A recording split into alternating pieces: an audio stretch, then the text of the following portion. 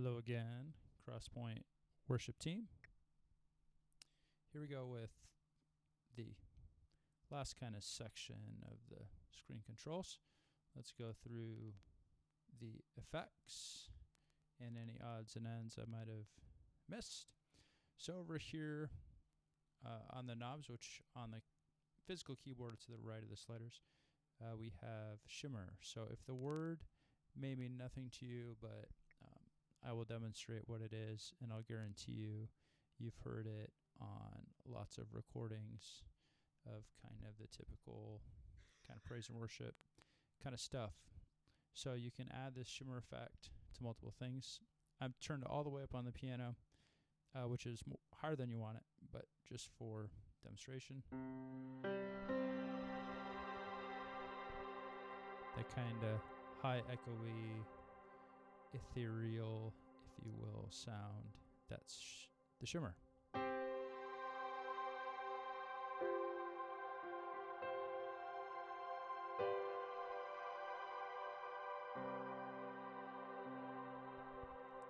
So you'd probably want normally much less than that. You just want it to be kind of subtle, at least under the piano for sure.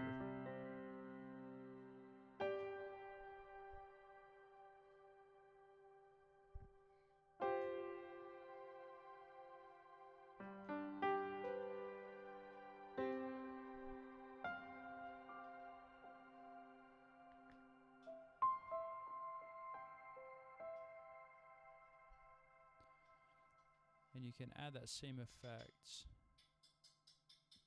to dinner being made, but also to the pad right here. Here's some pad. And you can add the shimmer to that. So again, you probably don't want it quite that high. If I want it maybe somewhere more in there, you can hear it that way through the chord changes and things.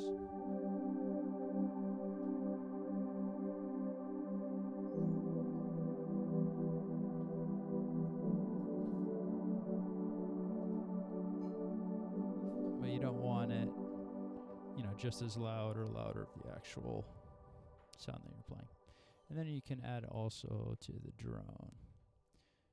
So between videos here, I cheated and found a way to get the drone to hopefully latch for me on my setup here.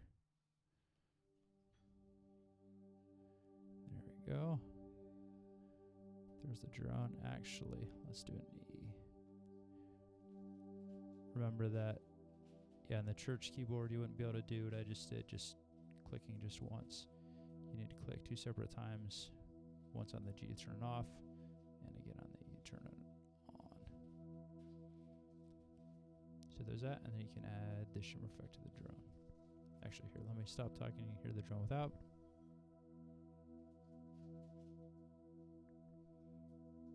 Because it's intentionally kind of quiet. And here it is with too much shimmer.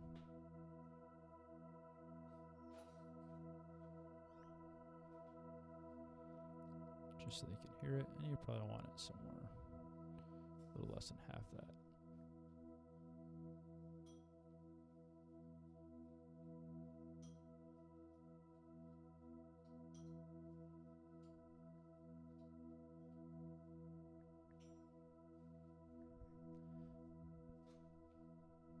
And I promise that when you're playing at church, it won't randomly insert the sounds of dinner being made behind me. It'll just sound like a keyboard like it's supposed to. But there it is. So there's that. I talked about the next and previous and the panic buttons. Okay, so we have our 5 basic sounds in our drone, which is going to cover the majority of what we're doing. But some songs have particular sounds that we want on the keys. And those are going to call for patches with specific sounds in them. And they will pop up here, nice and color-coded for you. So you know that on the church keyboard, the fader with the little blue square above it is strings. And the fader with the orange square above it is the shortened version of womp, no end womp. So this is for our synthy version of no end.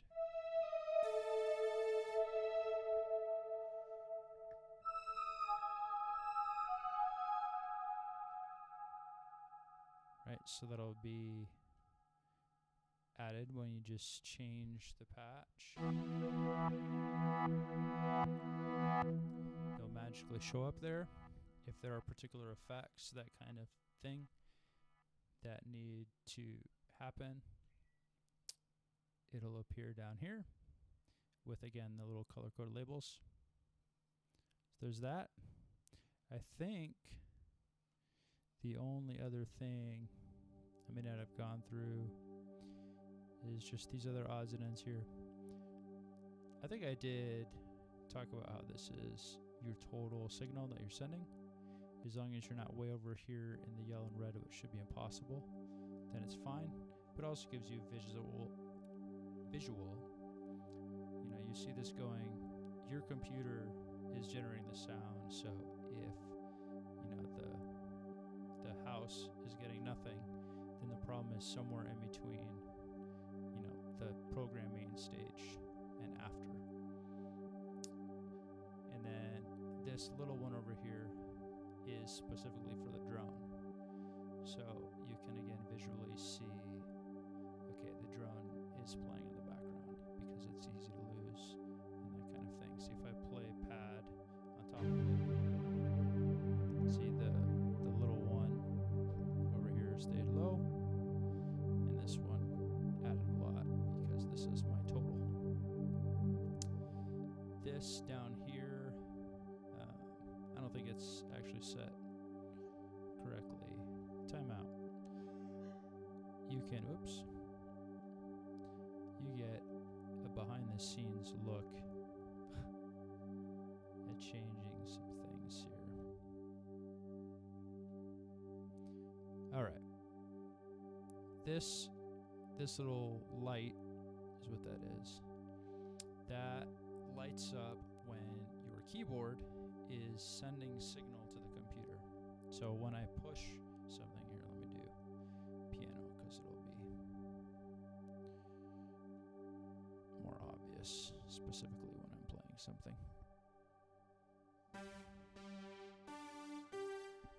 All right, that's not piano.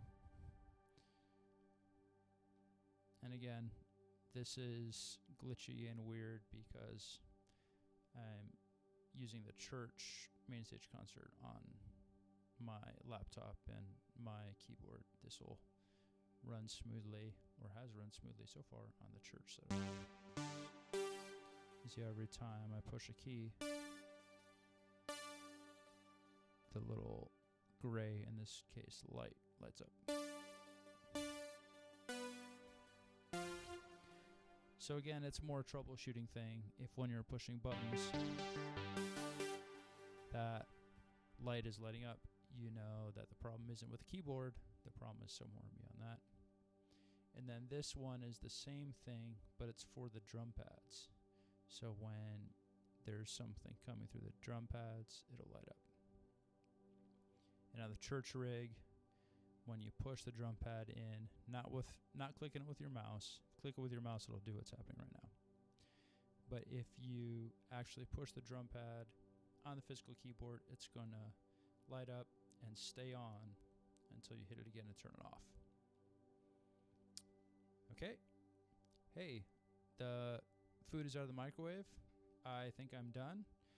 This is just, two other things, I suppose. This is just a visual representation of your mod wheel, your sustain pedal,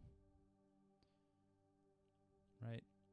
Even the sustain pedal is being weird because of the things I'm throwing together. But anyway, that's your walkthrough.